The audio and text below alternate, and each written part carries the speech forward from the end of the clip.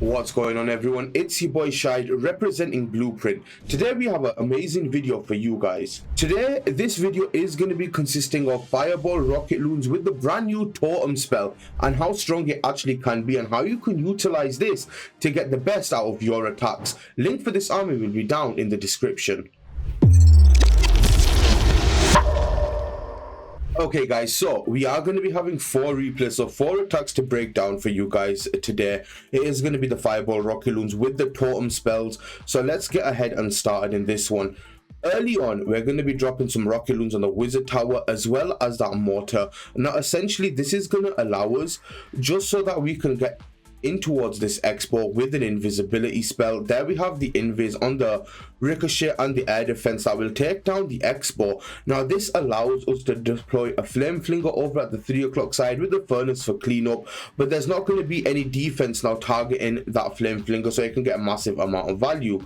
Now early on we are going to be dropping in this Grand Warden so we can get a fireball on top of that fire spitter rather, is just so that we can create pathing for the warden, get a nice little bit of value as well, and we can get in towards this town hall very easily.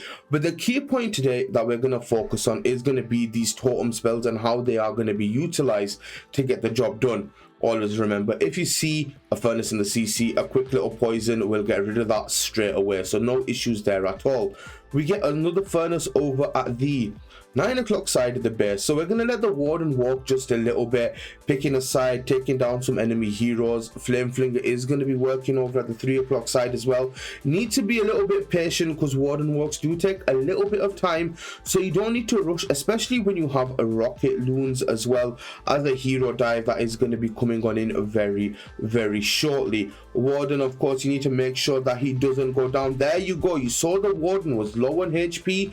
We dropped that totem right there just to negate all of these defenses, to make them focus on the totem so that this warden can stay safe, stay a bit more alive a bit longer, get that healing back up, and we're going to be back at it again. Rocket Loons are now going to slowly start to come on in to take out some exterior defenses just so that we can keep this warden push alive and nice and early.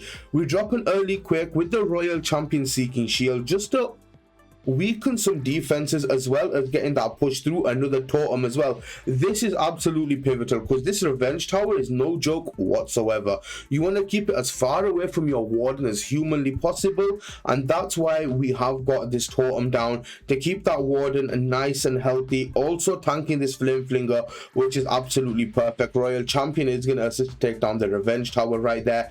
Totem is still alive and kicking. Now keep in mind, we're yet to deploy any of our heroes. This is how strong that totem spell can be. Here come the heroes over from the 6 o'clock side right there as well, and the utilization of these totem spells, keeping our hero dive alive over at the 6 o'clock side, as well as keeping that warden alive for as long as it did, allowing it to get so much value. It's going to be an amazing spell to use, so definitely make sure to incorporate this spell inside of your attacks. Here we go guys, the second attack of the video right here. Obviously we give you the best guides on YouTube right here, so if you want the best, remember, like, comment, subscribe if you are enjoying the video, and let's keep on rolling.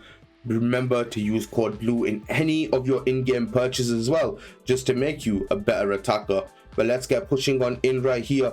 We are gonna get the warden over at the 6 o'clock side. Now early on you can see there's a crazy amount of fireball value on that fire spitter, as well on this multi if you wanted to.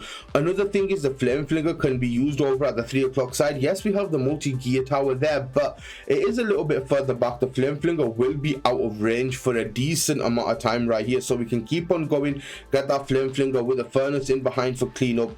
Warden also being utilized over here at the 6 o'clock side. We are going to be getting the fireball in soon, but we're just allowing the warden to walk a little bit, getting this expo down as well, and that's going to be important for the flame flinger also, but as well negating any damage off of the warden nice and early.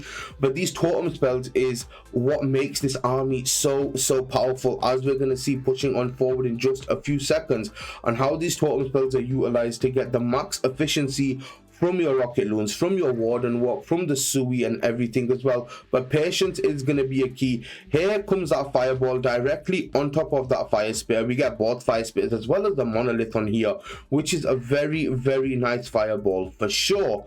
Now, if this multi-gear tower does start to hit our flame fling, or if we're worried about it, we can use a totem spell.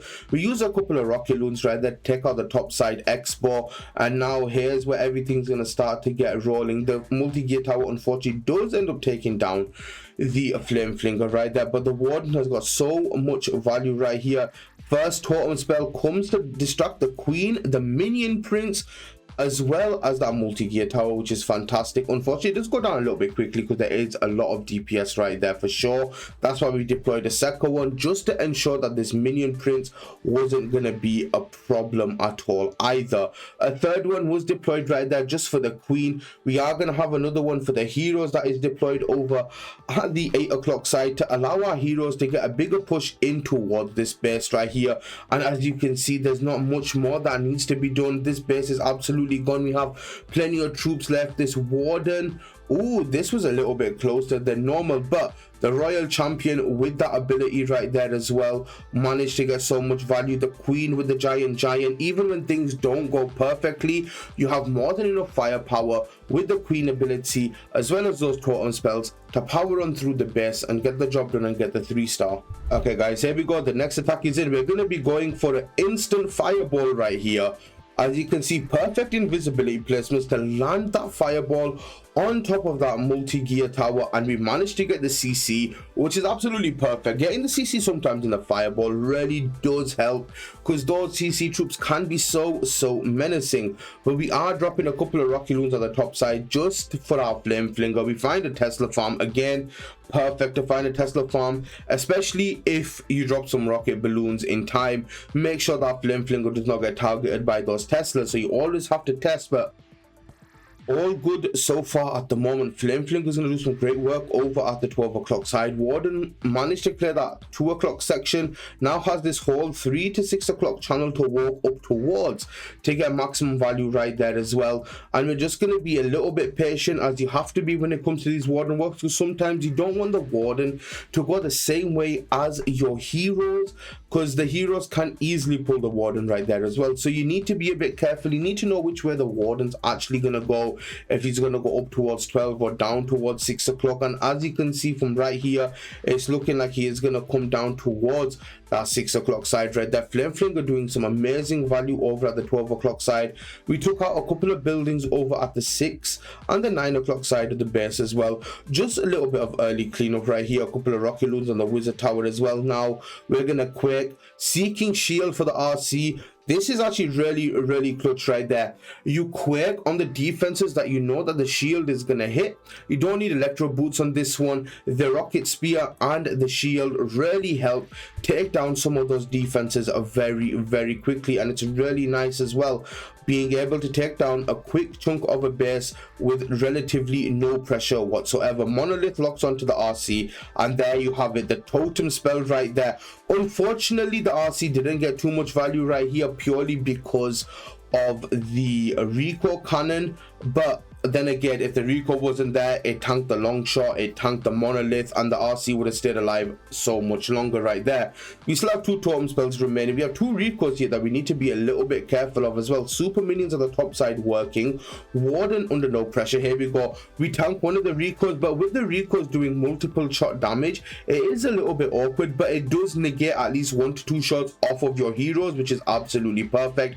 We still have a rage. We have 1 more totem, most likely for this revenge tower, and the long shot. There you have it, that totem is down. Queen pops her ability right there, and this is going to be another 3-star, raging up that queen. And that giant with the mirror does so much damage, throwing in some rocket loons right there, but it's a 3-star. And if you want the best guides on YouTube for Clash of Clans Town Hall 18 or any other town hall, drop a subscription to Blueprint and we'll keep them coming. Here we are, guys, the final attack of the video, just to break everything down right here. We get a couple of rocket loons over at the top side just so that we can get instant fireball right here on top of the multi-arch tower, which is absolutely amazing because we managed to take out the revenge tower as well, and that's going to be absolutely perfect. You want to take down as much DPS as you can with the fireball, and they're taking down that revenge tower. Absolutely perfect right here. A couple more rocket loons just to take out these Teslas, as they can be a little bit annoying. You have to be careful, guys. People are doing fireball baits right here, so make sure to click on the hair sweepers because they could be hidden behind a workshop. But the flame flinger now coming on in towards these Teslas. None of these defenses can reach that flame flinger, so it's going to get massive value right here. Perfectly placed. Now we have got another furnace over at the 6 o'clock side. Keep in mind those totem spells are going to be what is the savior of these attacks, as you've seen in the previous few. The totem spells coming on in absolutely clutch, keeping the warden alive, keeping the heroes alive, and there's nothing that you cannot do with these.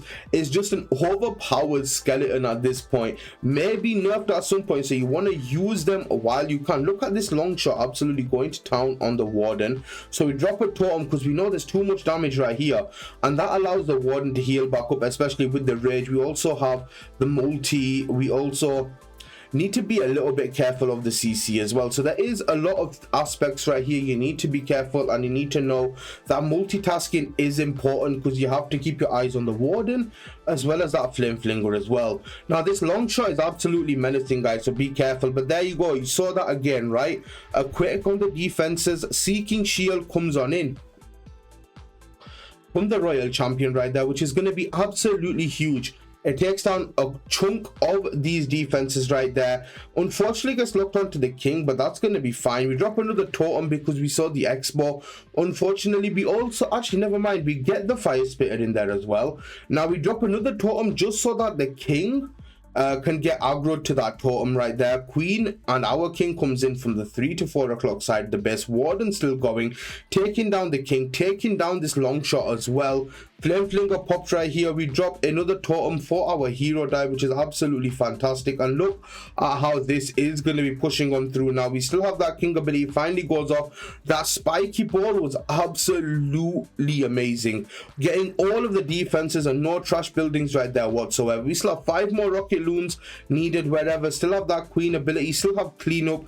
And again, if you are patient with this strategy, if you use your totem spells correctly, there's nothing that you cannot 3-star with this strategy. So remember, guys, if you enjoyed the video, like, comment, subscribe, all of that good stuff. Use code BLUE right there to get even more OP in your attacks, and we'll catch you in the next video. Take care, peace out, and have a good one.